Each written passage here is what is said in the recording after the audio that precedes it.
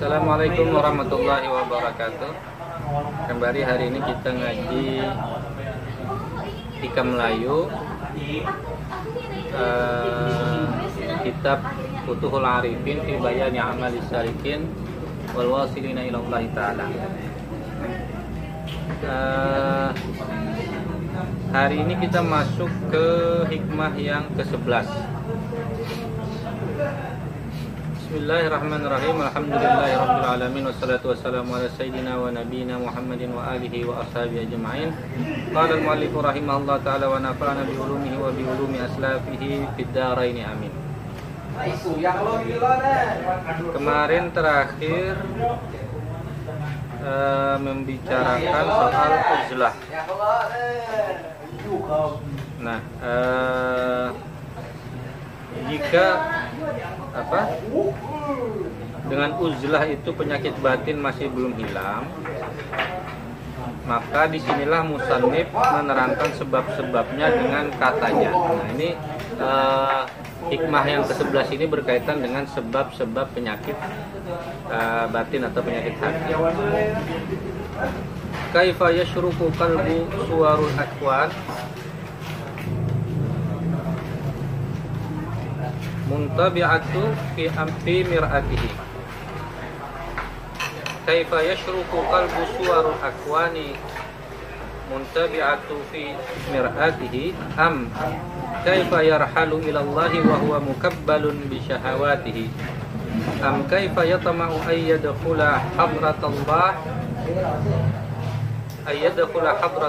wa huwa lam yatatahhar min janabati ghaflatihi am kaifa yarju ayyafhama daqaiqal asrari wa huwa lam yatub min hafawatihi. Bagaimana hati dapat bercahaya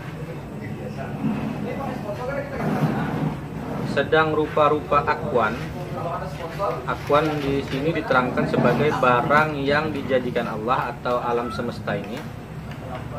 Bagaimana hati dapat bercahaya sedang rupa-rupa ciptaan, nah kurang lebih seperti itulah akwan masih tercetak dalam hatinya. Jadi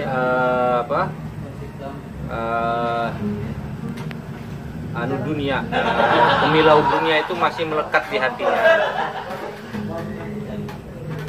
Atau bagaimana ia dapat berjalan menuju kepada Allah sedang ia berikat dengan hawa nafsunya, masih terikat dengan hawa nafsunya. Atau bagaimana pula ia mencintai bahwa masuk ke hadirat Allah sedang ia tidak bersuci daripada janabah lainnya. Bagaimana ia dapat masuk ke hadirat Allah yang suci jika ia sendiri belum lepas dari najis-najis atau janabah hatinya.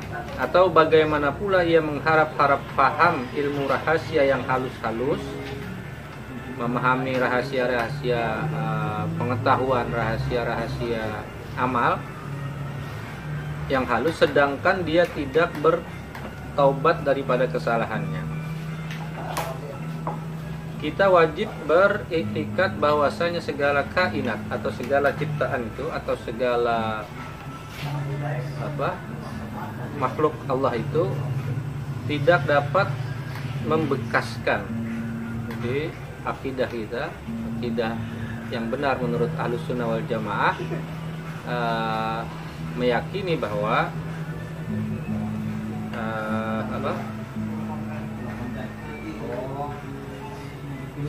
bahwa pekerjaan kita itu tidak memberi bekas.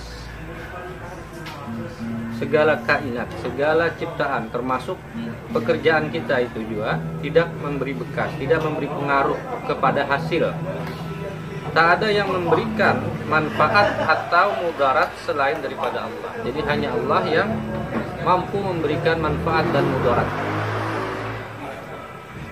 Seperti telah disebutkan sebelumnya. Kemudian apa yang diiktikadkan itu hendaklah diamaliyahkan. Yang sudah diyakini itu mestinya kemudian menjadi amal, dilakukan, digawi. bukan sekedar hiasan di dalam pikiran kita, tapi ia harus masuk sehingga menjadi hiasan dari pekerjaan kita, menjadi keseharian kita, yaitu dengan membiasakan tilik hati, membiasakan merenungi introspeksi diri bahwasanya Allah Ta'ala yang mendatangkan manfaat dan yang menolakkan mudarat, yang memberi rizki dan sebagainya. Atau orang yang memberi rizki dan sebagainya. Kalau tidak demikian, tentunya hati itu selamanya tertutup dan gelap. Jadi hati yang tidak memahami ciptaan Allah dan segala hikmah yang diberikan Allah melalui ciptaannya itu adalah hati yang gelap, hati yang tertutup daripada cahaya anugerah Allah, cahaya pengetahuan Allah.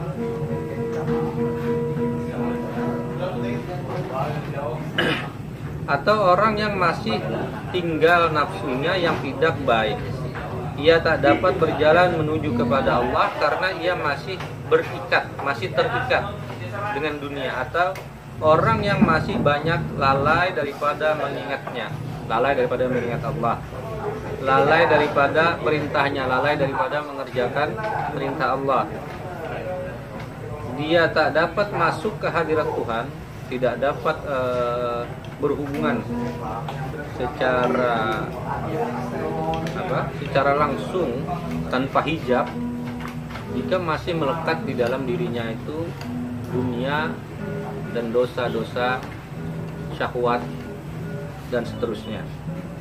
Karena masih berjanabah, masih najis, masih kotor.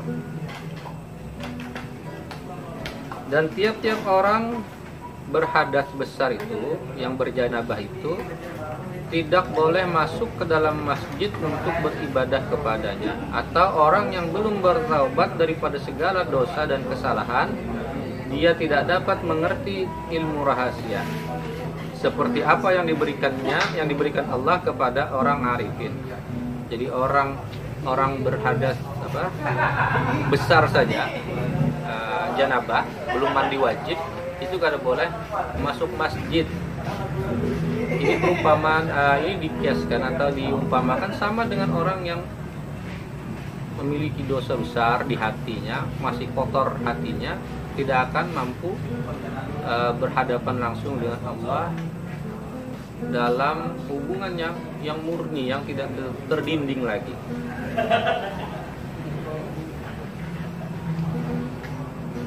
Sebagaimana yang diberikan Allah kepada orang-orang arifin, orang-orang yang telah dibukakan hatinya sehingga mampu memahami pengetahuan yang Allah bentangkan di dalam kainat itu, rahasia-rahasia yang ada pada segala ciptaan Allah.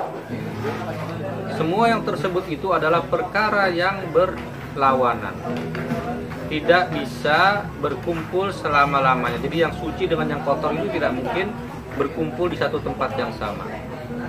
Jika kita masih kotor, tidak mungkin bisa berkumpul dengan yang bersih.